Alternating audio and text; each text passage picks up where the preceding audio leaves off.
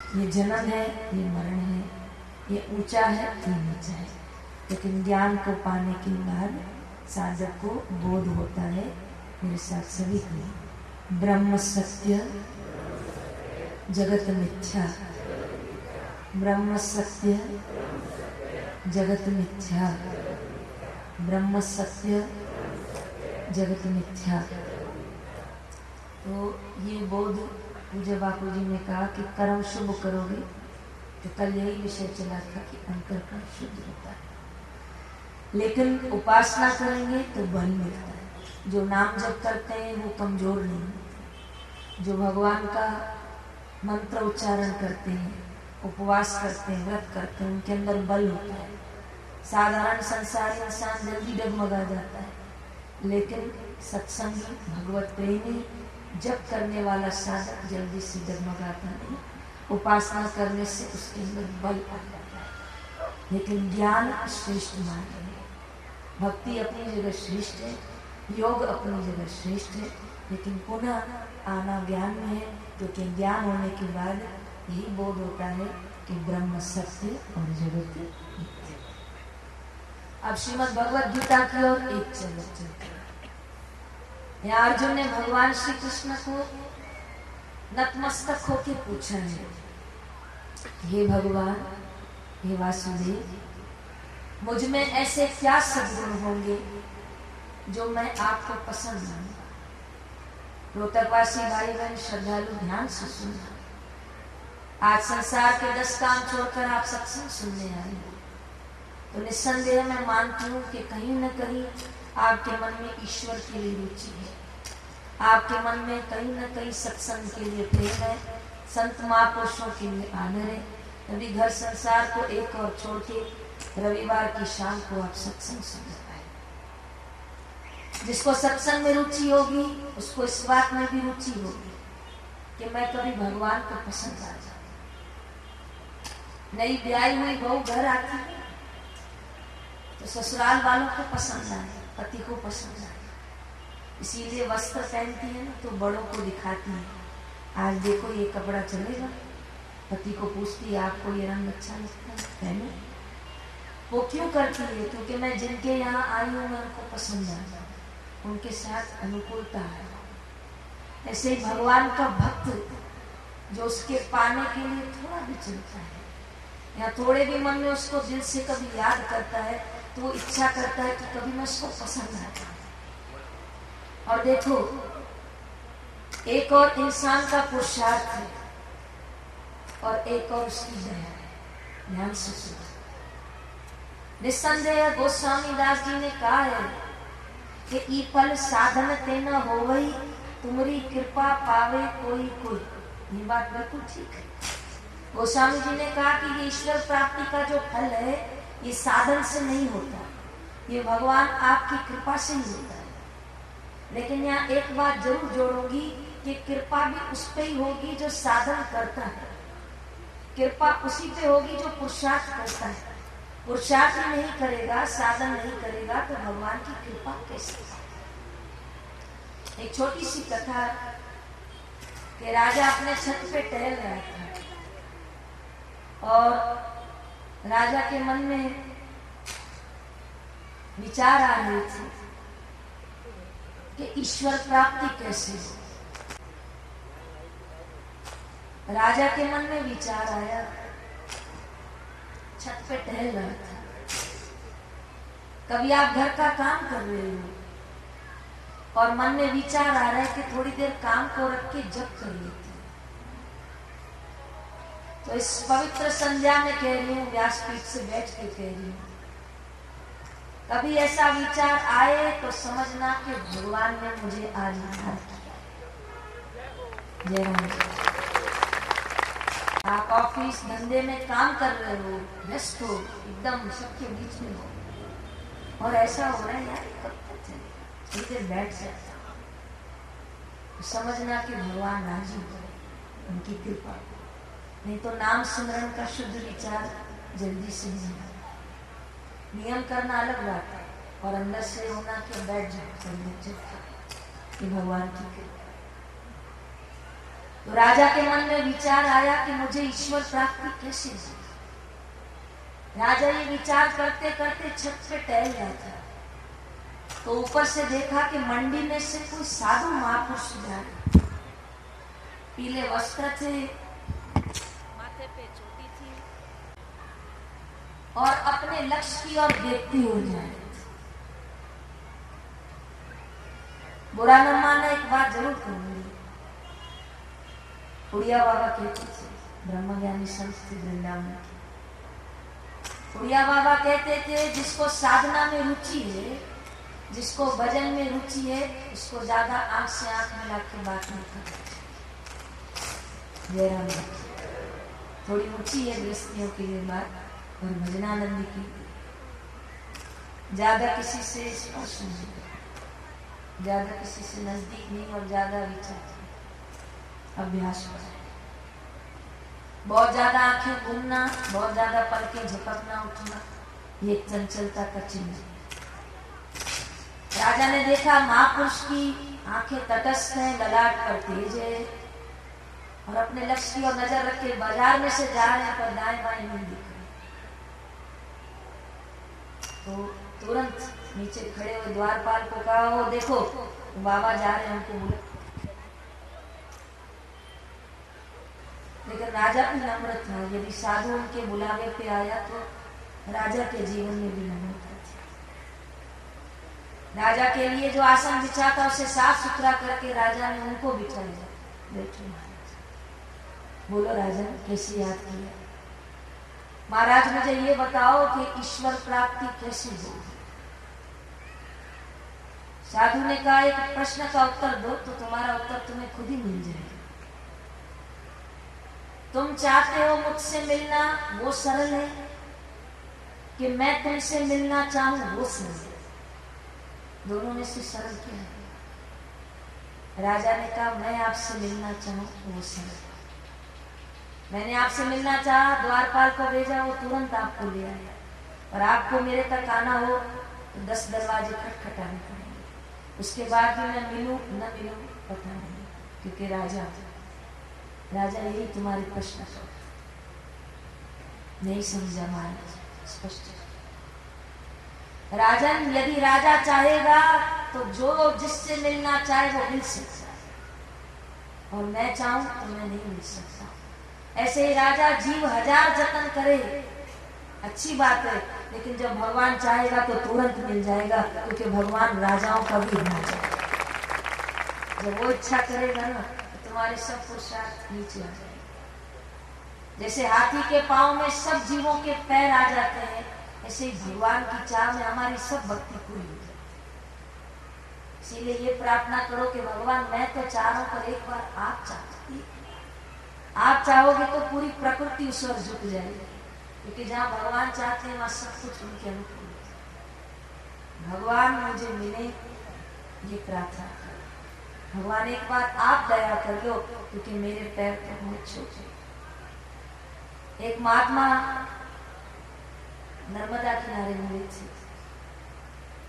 मैंने दोनों हाथ जोड़कर पूछा था कि बाबा ईश्वर कब मिलेंगे?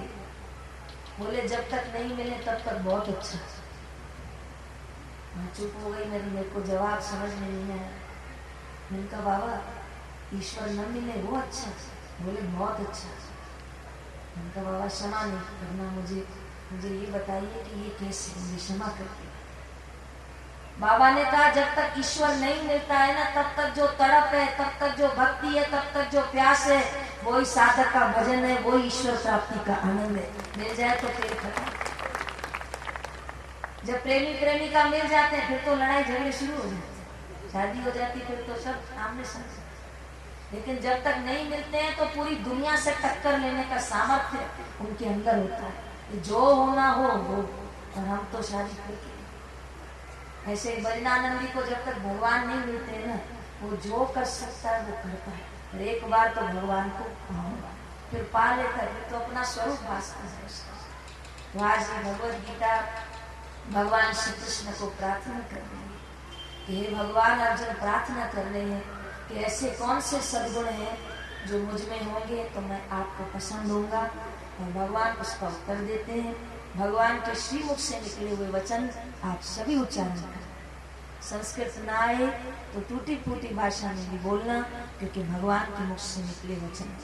12वां अध्याय 13वां और 14वां श्लोक। अद्वेष्टा सर्वभूतानां, अद्वेष्टा सर्वभूतानां, मैत्री करुणा एव च,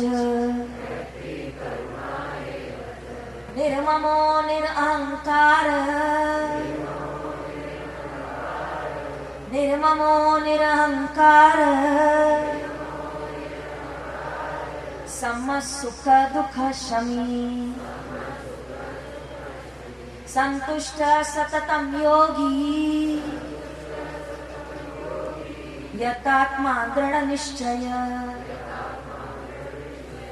मयि अर्पितो मनो बुद्धि, मदभक्त समे प्रिय। अब इसका अर्थ सुनिएगा। जो पुरुष सब जीवों में द्वेष भाव से रहित, स्वार्थ रहित, सबको प्रेम करता है, दयालु है, ममता से रहित है, अहंकार से रहित है, सुख दुख में सम रहता है तथा अपराध करने वाले को क्षमा करने में संकोच नहीं करता, ऐसा अभय देने वाला मेरा भक्त मुझे प्रिय है। तथा जो योगी निरंतर संतुष्ट है, मन इंद्रियां सहित शरीर को वश किया है और मुझ में दृढ़ निश्चय रखता है, ऐसा मुझ में मन और बुद्धि अर्पण करने वाला मेरा भक्त मुझे अति प्रिय है। ये आज के वचनों का सार। भगवान ने यहाँ पहला शब्द कहा है 13वें श्लोक में कि द्वेष रहित। द्वेष किसको कहते हैं? द्वेष छोटे से बड़े पैमाने तक होता है, घर से लेके व्यापार में होता है, अपनों से लेके परायों तक होता है वो द्वेष। द्वेष का अर्थ क्या है? कि द्वेष का 2 शब्दों में अर्थ है कि मैं तो सुखी हो गया वो ठीक है, पर सामने वाला सुखी कैसे? किसी भी तरह से उसे नीचे। राग क्या है? कि बैठा इंसान मंदिर में है, बैठा इंसान सत्संग में है, बैठा गुरुद्वार में है, लेकिन सोच रहा है बाहर जो स्टॉल लगा है वहां से प्रसाद खरीदूंगी और अपने पोते और पोतियों को दूंगी।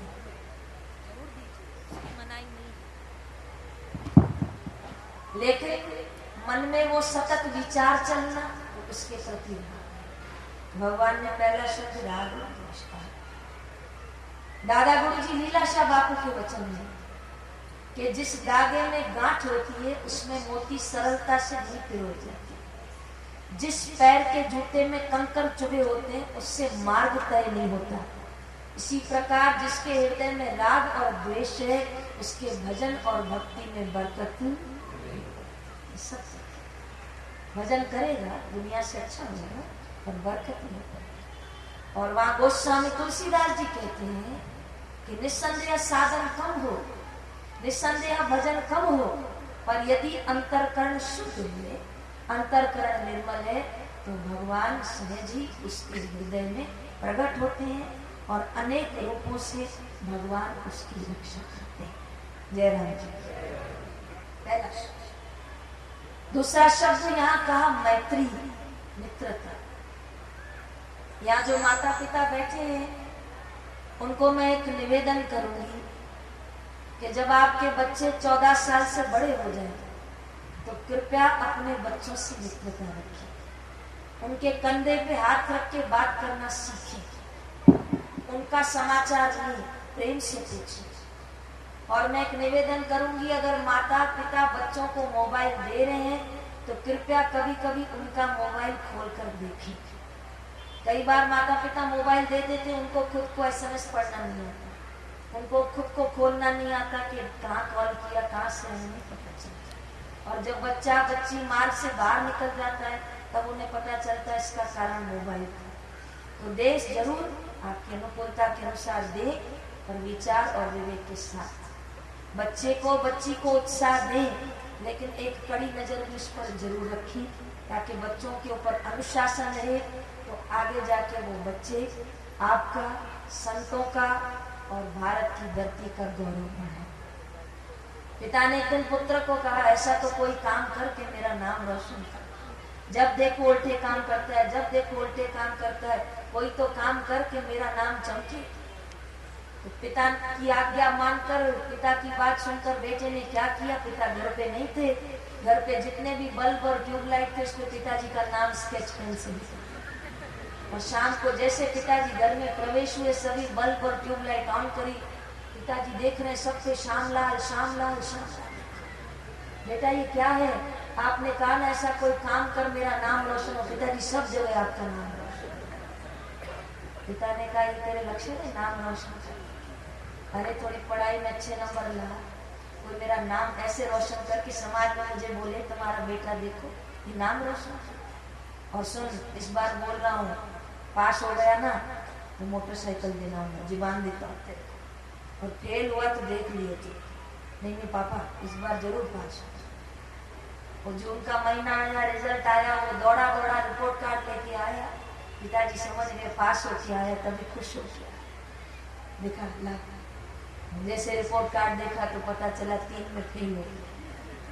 पिताजी ने जोर से काम मरोड़ा, ये फेल होके आया तो खुश होके क्यों आना था? मैं समझा तो पास होके आया है, जब फेल हुआ तो खुश खाए हो रहा था। पिताजी इसीलिए कि आपके 50,000 रुपए बच गए। जयराम जी की फिर ऐसे इसलिए संस्कार, छोटे से हो ना बड़े, थोड़ी तोतली भाषा बोले ना उनको गायत्री मंत्र याद।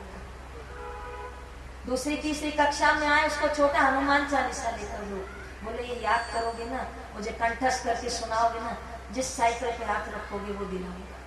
इस बार में उनके अंदर अच्छे संस्कार, ये संस्कार आप लोग देंगे, ये संस्कार संत महापुरुष देते हैं, ये संस्कार बड़े बुजुर्ग देते हैं, तभी आज भारत देश को भारत माता कहा जाता है। अमेरिका को माता नहीं कहा जाता, लंदन को माता नहीं कहा जाता, जर्मनी को माता नहीं कहा जाता। एक ही देश है जिसको माता कहा जाता है, क्योंकि हमारे लोग संस्कार देते हैं।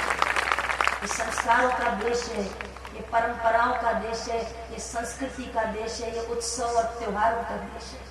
इसीलिए तो सिकंदर भी धरती पर आ रहा था तो सुकरात ऋषि ने कहा मेरे लिए ये 5 चीजें वहां से ले आना।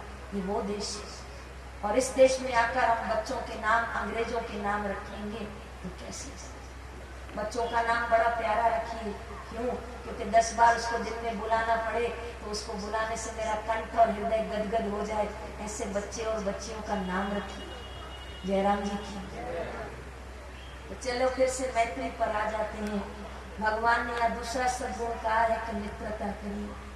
भगवान श्री राम धरती पर आए हैं तो उन्होंने सुग्रीव को मित्र बनाया है, उन्होंने विभीषण को मित्र बनाया है, उन्होंने केवट को मित्र बनाया है। भगवान श्री कृष्ण धरती पर आए हैं तो उन्होंने सुदामा को मित्र बनाया है, अर्जुन को सखा कहा है गीता में। तो भगवान स्वयं भी आचरण में मैत्री का भाव रखते हैं। और कभी कभी मित्रता का सहज भाव आप देखो भाइयों के रिश्ते से भी अधिक हो जाता है।